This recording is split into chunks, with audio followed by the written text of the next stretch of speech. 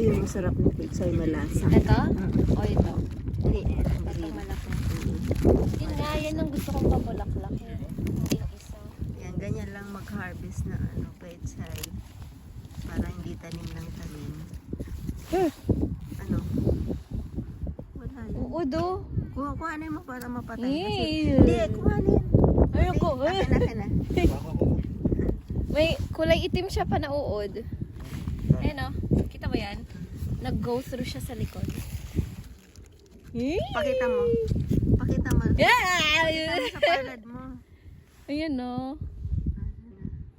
Ayan. Walang uod lang. Ano kayang uod yan? Saan yan? Hindi yan butterfly. Hindi naman nakakain na. Kainin. Natural na yan.